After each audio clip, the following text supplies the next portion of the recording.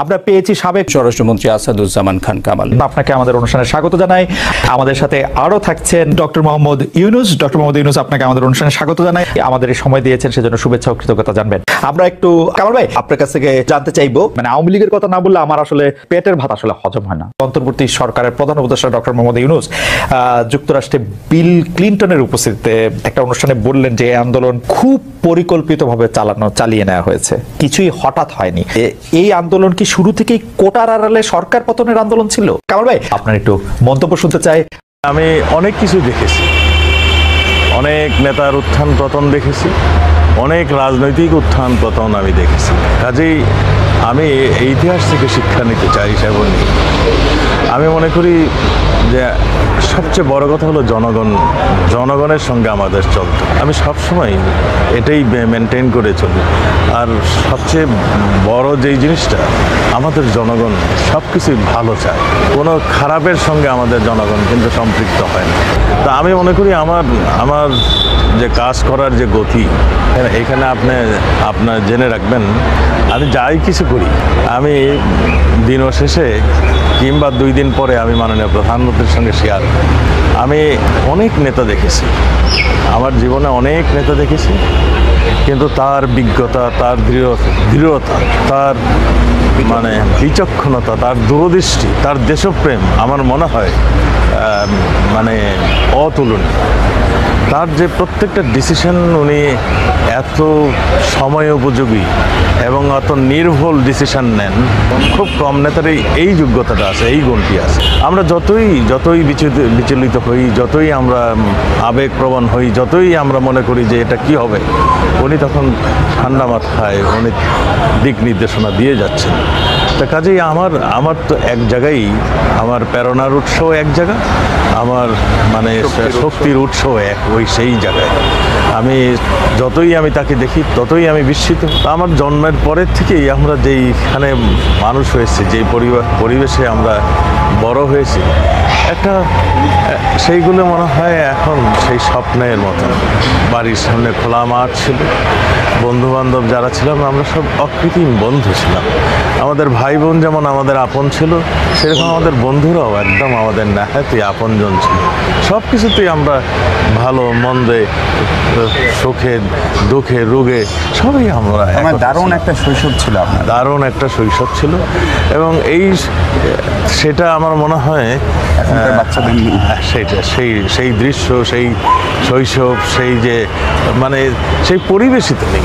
আমার মূল লক্ষ্যটা যেটা ছিল সেটা তো আমি অ্যাচিভ করেছিলাম ৭১-এর সেই যুদ্ধের পরে। স্বাধীনতা আমার ছিল মানে হৃদয়ের বাসনা যেটা, সেটা তো হয়েছে। তারপরে আমি রাজনীতিতে আসছি, বসছি, যেখানে যেটা প্রয়োজন আমি করেছি, সেটা আমি মানে পিছুপা হই নাই। কিন্তু আমি কোনোদিনই বলি নাই যে আমাকে এটা দিতে হবে, এটা করতে হবে, আমাকে ওই জায়গায় যেতে হবে। তা আমাদের অনেক সময় ভুলভ্রান্তি যে আমাদের হয় না, সেটা আমি বলবো না, ভুলভ্রান্তি হচ্ছে।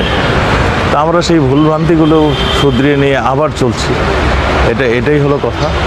জনগণের প্রত্যাশা অনুযায়ী আমরা কাজ করছি, সেটাই হলো সবচেয়ে বড় কথা। আমাদের সমস্ত কর্মচারীরাও আন্তরিক বলেই আমরা সেই জায়গাটিতে যেতে পারি। ফায়ার সার্ভিসে দেখেন, এখন আগে একটা প্রবাদ ছিল যে ফায়ার সার্ভিসের মানুষ আগুন নিভে যাওয়ার পরে আসে, কিন্তু এখন কিন্তু ফায়ার সার্ভিস যথাসময়ে পৌঁছে। আপনাকে অনেক ধন্যবাদ, আপনি আমাদেরকে সময় দিয়েছেন। আমি সরাসরি প্রশ্নে চলে আসি। শেখ হাসিনা স্পষ্টতই আপনাকে অপছন্দ করেন, অনেক কিছুর জন্য আপনাকে দায়ী করেন, পদ্মা সেতু এবং সেই। এর কারণ কি বলে আপনি মনে করেন? আপনাকে কি তিনি তার প্রতিদ্বন্দ্বী মনে করেন, নাকি সত্যি তার কাছে এমন কোনো তথ্য রয়েছে যে আপনার বিশাল কোনো রাজনৈতিক অভিলাষ রয়েছে? আপনি কি রাজনৈতিকভাবে তার প্রতিদ্বন্দ্বী হয়ে উঠছেন বলে তিনি আপনাকে অপছন্দ করছেন, না কি কারণে? আপনার কি মনে হয়? আমার মনে হয় উনি মনে করেন যে আমি দেশের সর্বোচ্চ ডাকু, সন্ত্রাসী, কিংবা আমি অপরাধী, আমি সেরা চোর, এই জাতীয় জিনিস মনে করেন। কাজে সেগুলো ব্যাখ্যা করেন উনি তার মুখে। উনি বলেন যে আমি সুদখোর, আমি ঘুষখোর, আমি সব এমন সব কটু শব্দ ব্যবহার করেন যাতে মনে হয় যে আমার সম্বন্ধে তার ধারণা খুবই খারাপ। কিন্তু এইটা তো এরকম ছিল না। আমরা দেখেছি যে 96 থেকে 2001 সাল পর্যন্ত নানাভাবে এই সরকারি বা আওয়ামী লীগ সরকারি আপনার সাথে বা আপনি আওয়ামী লীগ সরকারের সাথে একসাথে কাজ করতে কোনো সমস্যা হয়নি। আপনি এইটার জায়গাটাকে একটু ব্যাকগ্রাউন্ডটাকে আমাদের একটু বলা যাবে যে আপনার কাছে কি মনে হয় কেন এই শত্রুতার বা কেন এই অপছন্দের বিষয়টা একটু সৃষ্টি হলো বা তৈরি হলো? যেই হোক, এটা আমার তরফ থেকে হয়নি। আমি তাকে যথাযথ শ্রদ্ধা করে নিয়ে গেছিলাম আমাদের মাইক্রোক্রেডিট সামিটে ওয়াশিংটন ডিসিতে। আমাদের প্রধান অতিথি করে নিয়ে গেছি, সবাই সম্মান করেছে। কারণ এই মাইক্রোক্রেডিটটা তখন পৃথিবীর সামনে আসছে, বড় আকারে আসছে, এবং এটা বাংলাদেশের অবদান হিসেবে সবাই স্বীকৃতি দিচ্ছে। ওয়াশিংটনে দুনিয়ার সেরা যারা সবাই উপস্থিত ছিলেন, তার মধ্যে আমরা ওনাকে নিয়ে গেছিলাম এই জন্য যে বাংলাদেশের পক্ষ থেকে এই গৌরবটা যেন তিনি আমাদের পক্ষ হয়ে গ্রহণ করেন। উনিও রাজি হয়েছেন, উনিও গেছেন, করেছেন। কাজে এটা স্বাভাবিকভাবে এই সম্পর্ক থেকে যাওয়ার কথা ছিল, কিন্তু কি কারণে এটা ঘাটতি হতে আরম্ভ করলে বুঝতে পারলাম না। কিছুদিন পর থেকেই ওনার আচরণ এবং তার শব্দ পরিবর্তন হতে আরম্ভ করলো। এমন পরিবর্তন হলো এখন আমাকে চোট বদমাইশ ছাড়া আর কোনো বিষয় উনি মনে করেন বলে মনে হয় না আমার কাছে।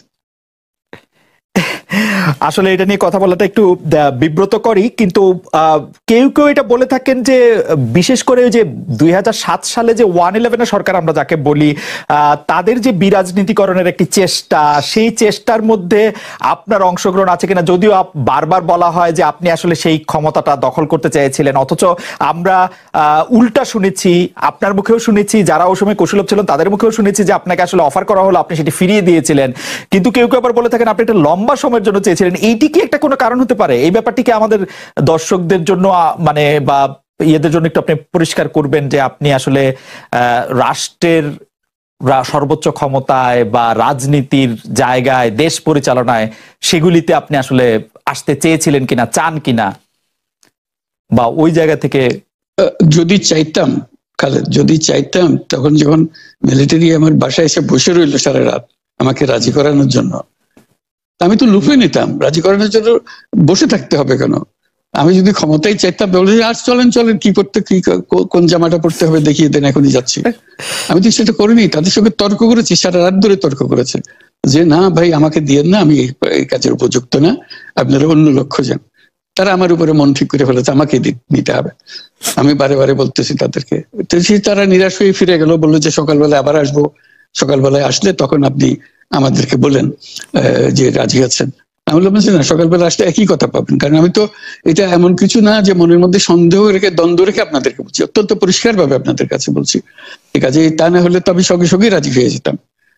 কে ছাড়ে যাও আপনাকে? দেশের পুরো সরকারের প্রধান হবার জন্য আহ্বান জানাচ্ছে বাংলাদেশে এরকম কয়জন মানুষ আছে বলবো যে না, আমি এই দায়িত্ব গ্রহণ করব না? আমি তো করলাম সেটা। এখন আমার নামে বলা হচ্ছে 10 বছর চেয়ে। আমি বছর নিয়ে তো প্রশ্নই উঠে না। প্রশ্ন হচ্ছে আগামীকাল সকালবেলা আপনি শপথ গ্রহণ করবেন, এই কথা। আমি বলছি না, করবো না। তারপরে এরপরে তো কয় বছর, কয় কাণ্ড। আমি 10 বছর দিয়ে কি করবোটা কি? আমি 10 বছর দিয়ে, আমি তো বলছি আমি এই কাজের জন্য নই। দেশে আমার দেশ পরিচালনা করা আমার দায়িত্ব না, আমার কাজ না। আমি জানি না এটা কিভাবে করতে হয়। আমি যেটা জানি সেটা করি। Make sense. আপনার মেয়ে মনিকা ইউনুস সম্প্রতি একটি সাক্ষাৎকার দিয়েছেন CNN-এ। সেখানে আমি তাকে একটু যদি অনুবাদ করি তাহলে সেরকম পড়তে পারবো যে আমি তাকে উদ্ধৃত করছি যে কোনো এক সময় প্রধানমন্ত্রী শেখ হাসিনা ও ডক্টর ইউনুস একসঙ্গে কাজ করেছেন। আমি আশা করি সেই সময়টা আবার ফিরে আসুক, শুধু গ্রামীণ কিংবা সংশ্লিষ্ট সব প্রতিষ্ঠানগুলোর ভালোর জন্যই নয়। যদি তারা আবারও একসঙ্গে কাজ করেন তাহলে সেটা চমৎকার হবে। এই মনিকা ইউনুসের এই আশা কি আপনারও মানে একই রকম আশা কিনা যে প্রধানমন্ত্রী শেখ হাসিনা এবং ডক্টর ইউনুস একসঙ্গে কাজ করলে আরো কিছু চমৎকার কাজ হবে, বা এটা আপনি আশা করছেন এরকম কি? এটা কি এখন আমার জন্য করা যাচ্ছে না যে আমি নারাজ, যে করতে চাই না? তুমি ভাবখানা এমন করছো যে আমি আপত্তি করছি, আমি কাজ করতে চাই না। আমাকেও যে বললাম চোর বদমাইশ করে রেখেছে, সেখানে কাজ করার তো কথাই উঠছে না। আমার নাম উঠলেই ওনার রাগ উঠে যায়। আমাকে সুদখোর না বললে ওনার মন তৃপ্ত হয় না। আমাকে চুবিয়ে না ডুবালে, পদ্মা নদীতে আমাকে চুবিয়ে না ডুবালে ওনার মনে শান্তি আসে না। কাজে আমি কি করে বলবো? ওনাকে বলতে তো হবে, ওনাকে যদি কিছু বলতে হয়। না, আমি বলবেন ভুল সংবাদ দিচ্ছ তুমি, সেজন্য বলবো। ভুল সংবাদটা হলো এই, আমার টাকা আমি রোজগার করি, আমি নিজে সিদ্ধান্ত নিয়েছি আমি কোনো কিছুর মালিক হব না। কাজে আমি টাকাটা আমি যেহেতু উপার্জন করেছি, সেটা আমি একটা ট্রাস্ট দিয়ে দিতে চাচ্ছি। যেমন আমার কোনো বাড়ি নাই, নিজের কোনো বাড়ি নাই, গাড়ি নাই, জমি নাই, কোনো ব্যবসার শেয়ার নাই, আমি কোনোটা রাখিনি। এটা আমি মালিকানাবিহীন থাকতে চাই সবসময়। কাজে এই টাকাটা আমি একটা ট্রাস্টে দিয়ে দিচ্ছি। তো ট্রাস্টে দিয়ে দেওয়ার সময় প্রশ্ন উঠলো, এটাকে কর দিতে হবে কিনা। তখন আমাদের লয়ার বললো যে না, এটা যেহেতু আপনি দান করছেন, এটা তার কর দেওয়ার বিষয় না, আপনি তো দানই করে দিচ্ছেন। আমি বললাম যে আইনে যেভাবে বলে সেভাবে, টাকা তো আমি এমনি দিয়েই দিচ্ছি, কাজে এটা সরকারকে দিলে আমার কোনো অসুবিধা তো নেই, আমি তো ধরে রাখতে চাচ্ছি না টাকাটা। তখন বলতে আপনার দেওয়ার কোনো কারণ নাই। তখন আমরা এটা পূরণ করে দিয়ে দিলাম, সরকার দিয়ে দিল। তখন সরকার পক্ষ থেকে এনবিআর থেকে বলা হলো যে না, এটা করযোগ্য টাকা, আপনাকে কর দিতে হবে। আমাদের লয়ার বলছে দিতে হবে না, ওনারা বলছে কর দিতে হবে। তখন আমি বললাম যে ঠিক আছে, আদালতের কাছে যা, আদালত যেটা বলে সেটাই হবে। আমার মূল জিনিসটা হলো আদালতে গেছি আমি, সরকার কেউ বলেনি আমাকে আদালতে যাওয়ার জন্য। আমি আদালতে গেছি তার একটা নিষ্পত্তি করার জন্য, এটাকে কর দিতে হবে না দিতে হবে না। তখন আদালত বিচার করে বললো কর দিতে হবে। যেদিন আদালতে বললো কর দিতে হবে, সেদিন আমি আদালত দিয়ে দিছি। কেউ আমাকে কর না দেওয়ার অভিযোগ করে নাই, কেউ আমাকে চিঠি লেখে নাই, কিচ্ছু না। ভাবখানা হচ্ছে এরকম যে আমি ধরা পড়ে গেছি, কর দিই নেই, কাজে তার নোটিশ এসছে, তারপরে আমি, ওরকম তো না। আমি নিজে স্বতঃপ্রবৃত্ত হয়ে, যেহেতু আমাদের উকিল বলছে যে এটা লাগবে না আর সরকার বলছে লাগবে, তাই বললাম যে তাহলে নিষ্পত্তি করার জন্য আদালতের কাছে পরামর্শ চাও। আদালতের পরামর্শ চেয়েছে, আদালত দিয়েছে, পরামর্শ দিয়েছে আপনাকে দিতে হবে। যে মাত্র বলছে দিতে হবে, সঙ্গে সঙ্গে চেক করে দিয়ে দিয়েছে, 24 ঘন্টার মধ্যে দিয়ে দিয়েছে। এটার টাকার উপর আমার কোনো লোভ নাই, এই টাকা ধরে রাখার জন্য তো আমি দিইনি, আমি দান করে দিচ্ছি। ট্যাক্স দিতে হবে কি দিতে হবে না, এটাই ছিল বিবেচ্য বিষয়, এবং সেটাই আমি প্রার্থনা করেছি। কেউ সরকার পক্ষ থেকে আমাকে একটা চিঠি লেখে নাই। মানে আদালতের অনেকগুলি পর্যায়ে আপনার আইনজীবীরা এই ট্যাক্সটা যে আপনার উপর অ্যাপ্লিকেবল না সেটা বলতে চেষ্টা করেছেন, সেই জন্য মনে হয় যে না, কোনো পর্যায়ে না, একটাই পর্যায়ে, শুধু একবারই হয়েছে।